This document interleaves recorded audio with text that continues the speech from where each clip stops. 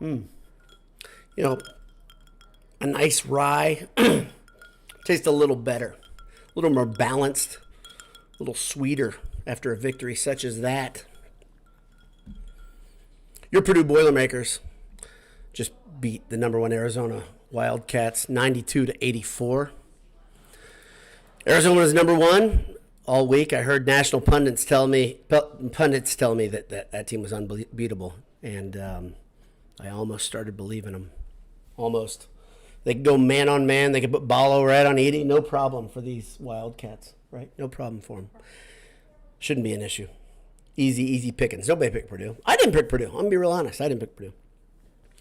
But I'll tell you what, Purdue is good at basketball. Let's talk about it. But first, before we do it, let's thank our sponsors. Thank you to our good friends at Home Field Apparel. Head over to homefieldapparel.com. Grab a t-shirt or sweatshirt. Not one with a swoosh because they don't sell those. But grab a sweatshirt, t-shirt. Enter Boiled23 at checkout. Get 15% off your first order. And also, when you're on campus, go over to AJ's on Vine. Before you go over there, go to eatajs.com. Order ahead. Get a pint. Get some Italian beef. Get some mac and cheese bites. Oh, boy. You're going to be treated right, too. The people do a good job. And there's TVs all over the walls to remind you of victories such as you've just watched. eatajs.com. Burgers, beef, and beer. That's AJ's. Our friends on campus, close to our heart, Adam and Jake. So Purdue has beaten Arizona 92-84. I don't want to say made quick work of them, but damn it, they had a big lead. They had all the rhythm in the world. They were absolutely mopping the floor with Arizona at one point, just beating them up. Everything was going their way, and the refs were like, no, let's wait a second. Let's slow things down a bit. Let's dance. Let's have a nice slow dance, guys. I know the DJ's been spinning the tunes, but let's take it easy. Let's take it easy. And for about an hour and a half, it seemed, they reviewed a call from 5 minutes before in game time. They chilled our Boilers, and then Purdue went on like a 5-minute, 6-minute run where they couldn't make a damn field goal. That was all shaken up by Smith, I think. Smith hit a 2, and Edey hit a free throw or 2. All of a sudden, Purdue kind of got back into rhythm, pushed the lead back out to 10 before sealing the thing. And let's see, they improved to 10-1 on the season. If you're into that sort of thing, if you like wins, 10-1 with this type of season, with this type of schedule, it's pretty good. What's also good is something that every Purdue fan wanted to see forever, right? Was Loyer and Smith both playing good games at once, but really you didn't see it exactly, did we? Because we saw Loyer just dominate the first, 25, 30 minutes, dominate it. And when I say dominate, if you didn't watch the game yet, I don't want to ruin anything, but you're going to love this version of Fletcher Loyer. He's an absolute badass. He's a defensive menace somehow. He's an offensive playmaker. He's a shot maker. I'll be honest, what I need from Fletcher Loyer, it's very simple. I need him to make open three-pointers. That's it. That's it. Everything else will be fine if Fletcher Loyer is hitting open threes. And I need Smith just to not leave his feet and not know where he's going. Instead, we saw Fletcher Loyer making plays. We saw Smith not leaving his feet and just kind of having a prayer and throwing it up. Edey actually did not play a good game. Let's be really frank here. I don't know what his numbers are. I'm going to look at it in a second, but I bet he missed a lot of shots. He made a couple free throws down the stretch that were important. Lance Jones had the biggest grin in the world, had so much fun at the end as he helped clinch the victory with a breakaway layup, and then he had a subsequent free throw. But that's a lot of fun, guys. So right in front of Purdue, you've got Purdue number 3, Kansas number 2, Arizona number 1. Kansas struggled with the mighty Indiana Hoosiers earlier today. They were down by as many as 10 with about 10 minutes left. I think any pollster with a brain in their head gives Purdue the nod. It felt like a bigger time game. If you watch the thing on TV like I didn't have the monies that some of us do. I thank all my friends who are texting me all freaking day. I mean, I love you guys. I got to tell you, I love you guys. I mean, I had Derek Schultz texted me. My pal Ed texted me. Mike, PU Fall Cities, texted me all saying, hey, where are you? My friend, I'm not kidding. I turn on the telecast. The first person I see on the telecast is my friend Chad. Chad's in the front row. Everybody is there except for me, it felt like, and you guys in the margin here. And I just couldn't. I was like, man, I can't legitimize paying that much money. I waited way too long to make the decision to even be interested in going, and the tickets were like $100 way up in the nosebleeds. I wouldn't get in my friend Chad's seats or my friend Mike's seats. I would have been way up there, guys. And I mean, I can't do that. I wanted to dig in. But right away, national TV on the Peacock. Right on the cock. You see, my friends are on TV.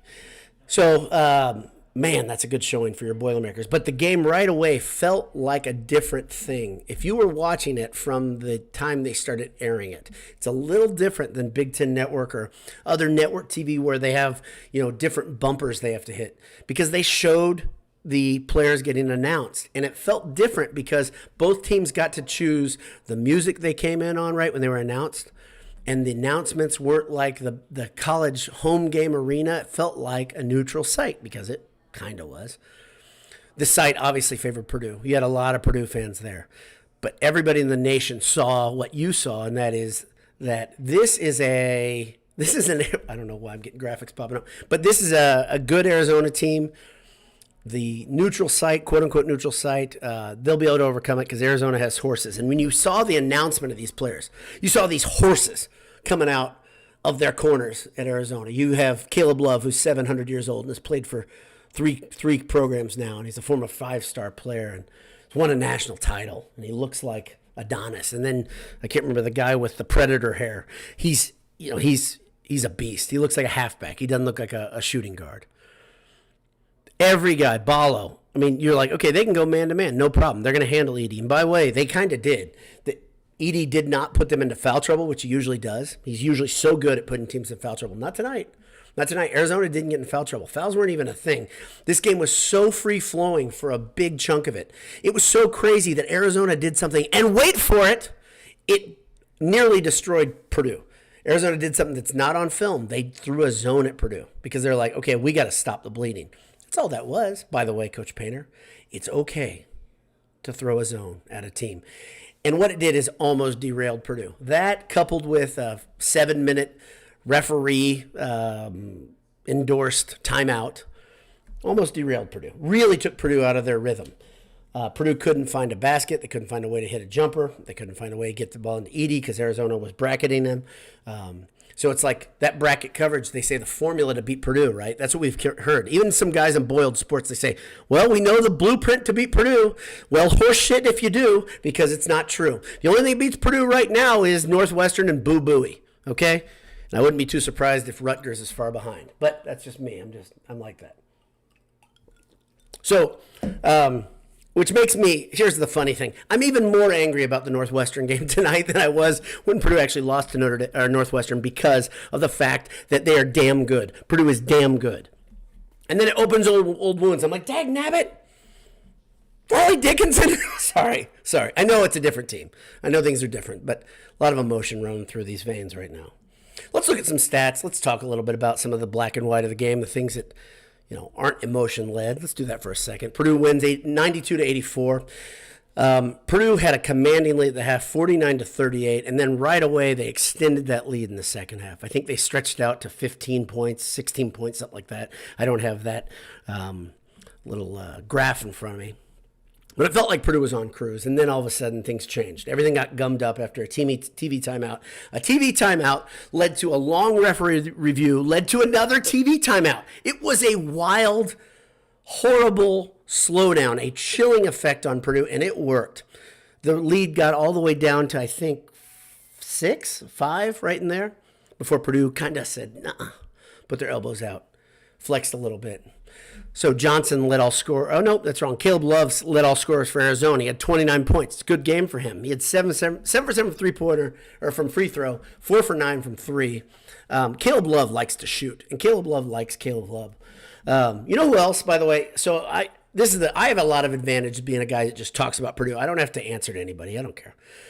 But I can tell you that Larson kid, twice, and I said it on Twitter, he got hit by a sniper. He fell down as if his life was over. Twice in the game, injured. Just the death blow was put on Larson. First by an ouchie on his hand, and second he got a boo-boo on his ribs from a mean pick from Purdue. But he's found a way to dig deep and score 10 points. So good for him. Good for him. I don't have a problem with guys getting hurt. I don't have a problem with whatever. But to be hurt that mortally and then to fight back, what heroics by the Arizona guard. Paulo Larson? What's his name? I don't give a damn. Doesn't matter. It felt like a preview to a Final Four game. It felt like that. Arizona's going to be up in that top 5 all year. Purdue's going to be up in that top 5 all year. And I said to my brother, I said, I'll make you a deal. I'll give this second half to you, Arizona, if we can have one in March. Nobody took me on the deal. But I'll tell you what, I'll take the matchup, regardless if it's in the finals or the Final Four. Holy moly.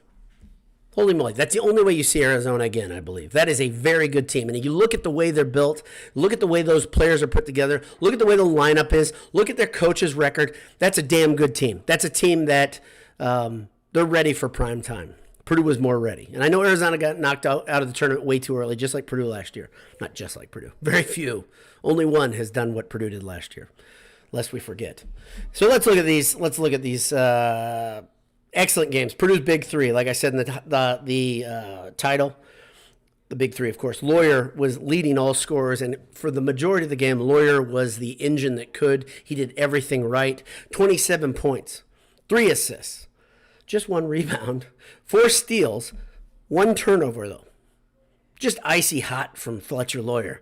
11 for 18 from the field, 5 of 9 from 3. That's what we want. We want 40% or more. He gave you even more. He gave you even more than that. Well, he's over 50%. Braden Smith came on at the end. Big things at the end. Icy, icy hot from Braden Smith as well. 26 points, 4 boards, 2 assists, 3 steals. He had a couple turnovers, had 4 turnovers. And Zach Edey, like I said, he struggled. And I want to look at this because this is the first time I put my eyes on this. 6 of 9 from free throw line, not bad. Not bad. 8 of 15 from the floor, 22 points, 9 boards, 5 assists, 2 steals, and a block. But 4 steals, or four turnovers, pardon me. The big problem is he was missing a couple shots that he doesn't usually miss. And make no bones about it, you had 2 things. One, Ballo is a beast. That guy is 7 feet tall. He doesn't look like it when he's standing next to Edey, but he's 7 feet tall. He's a legit strong dude, skilled player. He had 13 points, by the way, 13 points and 6, so Edey washes him clean. And then on top of that, they were throwing a bracket. They threw Johnson at him sometime. They threw Krivas, who really struggled against Edey. That was the thing. The drop-off from Arizona. Here's where Purdue is maybe very noteworthily good, is that Arizona, their starting 5 might be as good as anybody in America. They might be, okay? Purdue matched them really bar for bar, line for line, if you know what I'm talking about. Purdue kept it within a bucket, 2 buckets early in the game. And then when they brought in their bench, they were in trouble because Purdue brought in, who was the guy? First made a huge difference right away. Gillis looked great off the bench. Colvin and Edey, not a whole bunch of action, not a lot to talk about. Morton was huge off the bench, played really smart, really little things. He broke the press once or twice. And if there's one thing that Purdue fans love, it's a good press talk. So let's talk a little bit about this. Arizona threw the press at Purdue, and it did nothing to Purdue. It wasn't even a hiccup. Isn't that a beautiful thing in itself? So let's look at it. Deeper dive into stats. Overall rebounds. Purdue out-rebounds Arizona by 5, 32-27. Arizona beats everybody rebounding, in case you don't know this. They really do. They're like Purdue. They beat teams on the glass, but they didn't today. Steals. Purdue had 2 more steals than Arizona. That's nice. Purdue had 2 more blocks than Arizona. Free throws, I always say I shoot for 72%, I think is my magic number. Purdue shoots 63% from free throw line. So there's work to be done there. Not a big deal. They can do better there. 3-pointer, 41%. Rock solid. Good stuff. And Purdue wins 92-84. But really what Purdue did, the funny thing is, and here's the thing that we're going to be looking at all year with this Purdue team. We've seen it over and over. Give me a pace. Give me a type of game, and Purdue can play it. They can play ugly. They can play grind them down. They can play fast as hell. And they did tonight. They were on pace for a 110-point game at one point against the number 1 team in America. And then it all got chilled out. Purdue had a couple minutes where they couldn't hit a bucket, and Purdue still scores in the 90s versus a team that's leading. I think they're in the top 5 in scoring, and I know they're in the top 5 in offensive efficiency. Both these teams are analytics darlings. So pretty damn good game for your Boilermakers, and really, really a fun thing to see Purdue win in Indianapolis because it's been the house of horrors for Purdue, quite frankly. Let's talk about comments, and then we can get out of here. We're 14 minutes in. Tyler says, let's go. Right on, brother. Nolan, evening, Dowd. drink. Adam P. Wow, what a game. Braden Smith is a dog. I agree, Nolan. Let's see. Jimmy Johns, what? Purdue unequivocally number one in the nation. They should be. We'll see. I don't, It doesn't matter, guys. Here's guys, girls, friends, Romans, countrymen, lend me your ears. It doesn't matter. The ranking doesn't matter. And none of it matters. I used to say it mattered because it got Purdue a higher seeding, and we saw what that did for Purdue. It doesn't matter. We got to see mean mugging Zach Edey.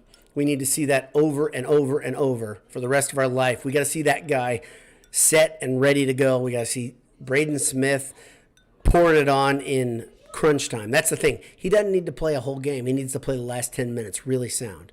And then you need somebody else to sprinkle in some goodness. Maybe it's Loyer. Maybe it's Jones. But somebody else is going to sprinkle in some goodness. And there's lots of room there. By the way, I continued to be impressed by Caleb First. He comes in the game. He's so solid. He does big things. He's athletic off the bounce. He gets to the hoop quickly. He looks a half step faster than anybody because he's playing there too. They can't match him. They can't match Caleb First. Dude's a beast. All right. Sidebar. Boiler Bugle says, Fletch with the defense. Glad to see the game. Let's. I think I said this, but I want to say this one more time. Fletch Loyer, 4 steals. And I believe he had 4 steals in the first half.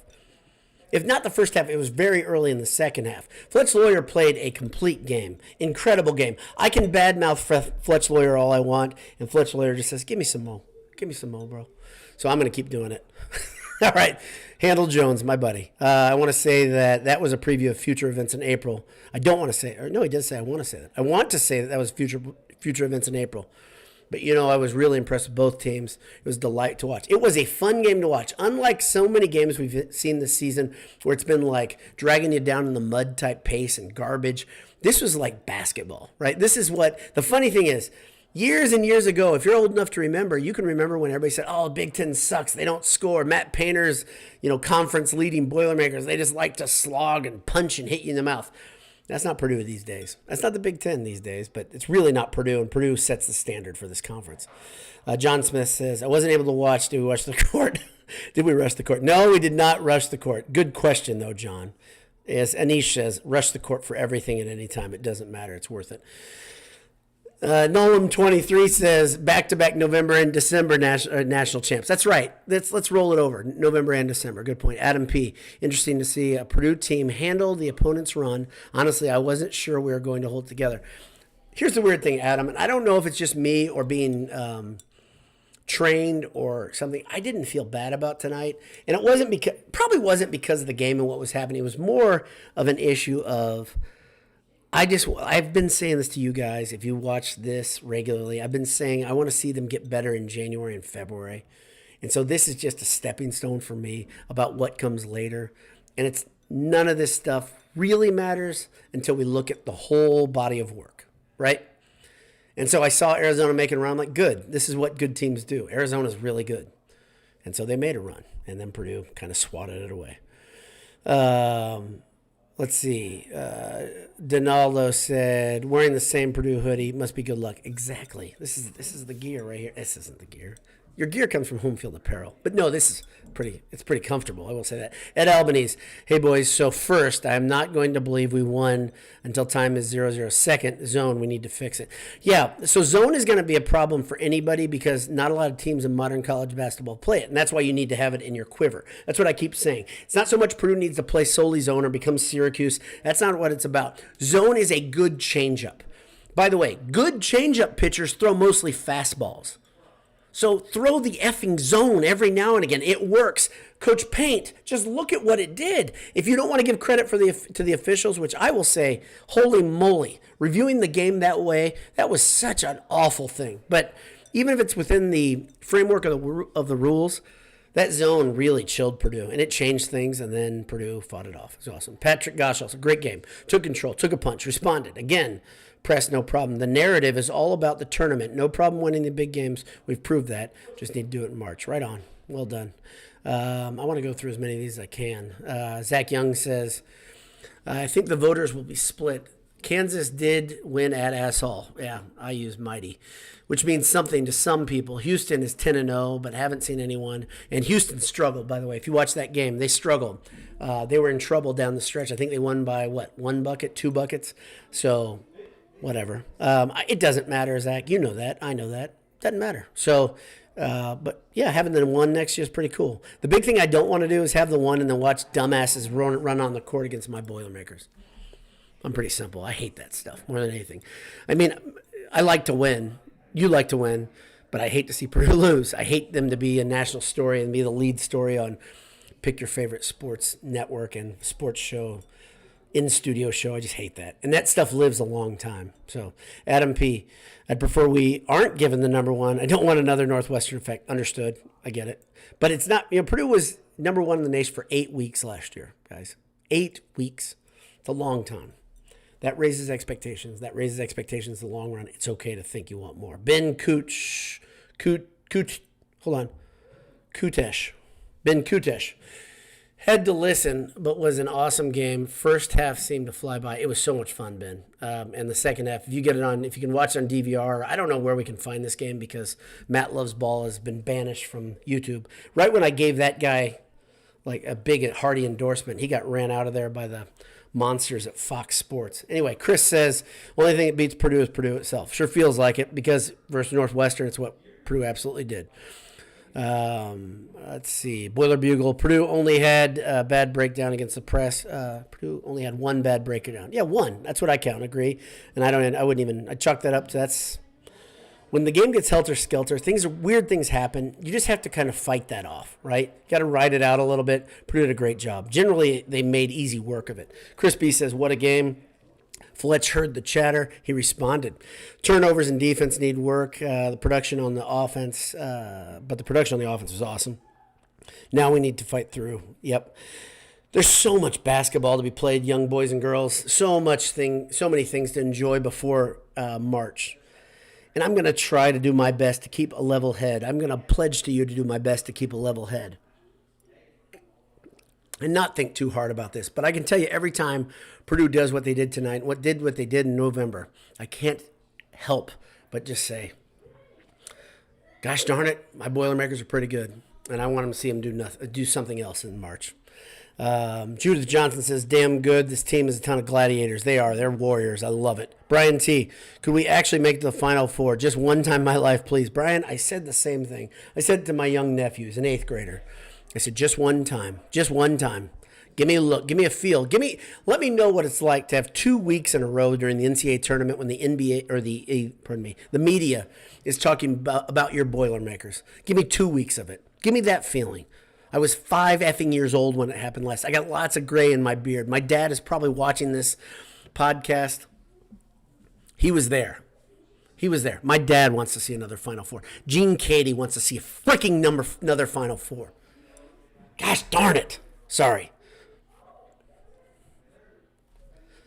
Chad Hadinyama says, Talking Head said Arizona had the best depth in the NCAA. Yeah, they did. And I can tell you, their depth did not look like it. Their starting 5 looks awesome, though. Arizona is a good team. I'm not going to diminish what they are. I will make fun of Larson, though, because he's a little bitch. Sorry, I don't go that far, but sorry. That guy made me mad tonight. It's good to have that. Let's be real honest. Purdue has had guys like that in the past. I'm not going to name names, but to have a team that the other team hates, to have a guy on your team that the other team hates, to have a personality the other team hates. But generally, Purdue gets it from a guy that's willing to bloody his nose and get in the way. That Larson, my gosh, what a whiner. Good for Purdue for beating him. That's Duke shit. Sorry. You guys don't get to see this very often. Here we go. Let's see. Jimmy Johns. Let's go Pat Gottschall. Arizona's probably most imposing matchup in terms of size. Proved it. We still win. Arizona's really, really good. They're really athletic. They're really skilled. They're really strong. There is not a measurable you've got. They're really they're really old, so they're really experienced. They've got blue chips all over the court. They've got size. They've got athleticism, and they've got a coach that's 69-11 in his career at Arizona. Come on, give me a measurable. They're not good. It's a great team. I'm not taking anything away from Arizona. I'm putting praise at Purdue's feet. Good job. Mr. Pepsi 313 says, cheers to the Boilermaker Nation. Scott Hickner says, I take back everything I said bad about Lawyer's defense. Dude was a steel machine. No, Scott, that's not the right approach. Stay critical. Listen, it's okay. Call him as you see him. That's what I try to do to you guys, for you guys. Call him as you see him. Fletch Loyer played just a whale of a game. And he has played like absolute dog meat at time this season. Against Alabama, there were times where you're like, holy moly, can he stay in front of a guy? Loyer was motivated. Loyer is a good basketball player. Loyer needs the right matchups. Loyer needs the right things to happen. And Loyer needs to set his jaw and just say, you know what? I'm going to get knocked around tonight. I'm going to be a pinball. I'm going to fight through it. He did tonight. It's awesome. Shane Hinkle says, is this our first actual upset in years? That's a really interesting question. And I don't know. I don't know about the spread. I don't gamble. I didn't check that. I'm sure this was an upset, according to Vegas. And I think that Purdue's probably not been favored every game the last 2 seasons. Some of you degenerates can tell me exactly what the situation is there. If you bet on Purdue and you're a Purdue alum, I do not get it. I do not understand. You're a bigger, better man than me. I could not do it. Number one, if I lose $1, I'm really, really feeling it. So, let alone a real bet. Let's see. Swisher 2K says, this is the year? This is the year? I don't know. I don't know what to say at that. I don't know. Josh says too many players still scared to shoot. I think there's some things there that you need to take into account. Number one, Purdue wants to run their offense. Purdue wants to have guys doing their thing still. Purdue wants to still stay within the system. Yeah, some guys are, Crispy says, nice Glencairn. Yeah, I got a little bit of rye in here tonight.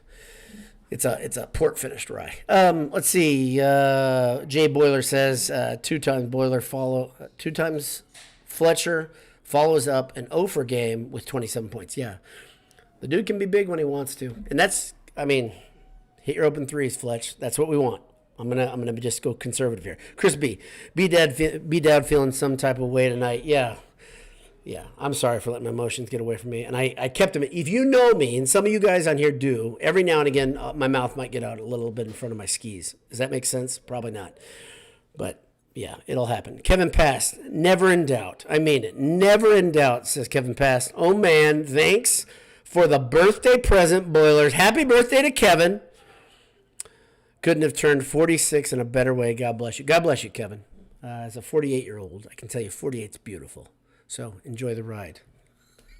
Let's see. Andy in Colorado says Arizona was favored by. Explain this to me.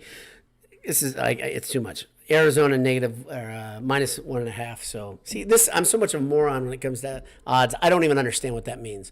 I guess that means Arizona is favored by fewer than 1.5 points. I don't bet. I'm like an infant when it comes to this. I'm thinking about starting a podcast that's just talking about, get this, college football and basketball without betting, because every show I watch now brings up betting, except for me, because I'm an idiot. I don't understand it. Brian T says Shaq and Ballo's free throws make me appreciate Edey's free throws. Yeah, Edey was, what I say, 9 of 13, 9 of 12. I don't know. Yeah, Edey's solid. Edey's an incredible. If you don't appreciate how hard it is to hit a free throw with hands as big as Edey's, go and try to shoot a Nerf ball. I mean, like, look at some of the videos of the guy just holding the basketball. It's so hard to hit a free throw when your hands are that big. Jim Garfinkel says, Billis said Arizona is the best team he has seen this year. Now he's seen Purdue twice. I think he's smarter now. Billis never is smarter. Billis is crap. All right. I do not like Jay Billis for a lot of reasons. But Jay Billis can keep talking. Keep talking, Jay. I'm sure you're watching. Jack Leonard 22, my buddy. Can't believe you weren't in the house, B-Dowd. You love Purdue games in Indy. He does know me. My friend Jay does know me. I do love watching Purdue in Indianapolis. It's one of my favorite things. If you don't know this, I hate watching Purdue in Indianapolis. It is not good juju. My pal Ed Seago says, "Hey, I'm here. Are you here?" No. Sorry, Ed, I'm not here. Ed is a good fan. I'm a bad fan. I'll admit it. I'm a bad fan. All I do is this to help Purdue and help the Purdue family. Ed Albanese says, Edey can shoot outside shots. Edey can shoot. Edey's a much better basketball player than we as Purdue fans may appreciate him to be. Edey is a very good all-around basketball player. He is not just tall. Edey battled tonight. Not a lot in the box score shows it, but he battled. Tim Swartzel, my wife's birthday today as well. Good day. Cheers to your wife as well. Kevin passed again, says cheers to your wife. Yeah, okay. Let's see. Yeah, Mason Gillis' passing was awesome. Mason Gillis did all the little things. Mason Gillis was awesome. Don't discount that. Pat Gottschall says, preach on regarding betting. All internet articles. How will they do against the spread? I just want to know if you think they'll win. Who cares about the spread? Here's the problem, though. This is big business, man. And that's like I almost all my good friends put a little money on the game. Not on Purdue games, but put money on the games. And I'm just like, man, I just am so damn entertained by this game by itself. I don't need that. I'm a simple person like that way. Jason Davenport says, football news, Boilers just nabbed an edge from Georgia. The transfer portal has been hot this week. Purdue got, I want to make sure I get this right. Shitta Silla.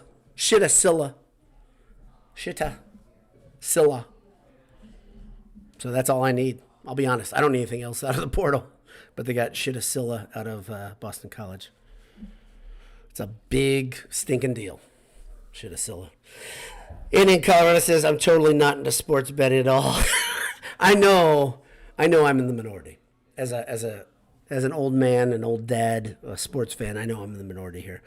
Let's see. Dale C. 1980 says, so many dismiss everyone other than Edey.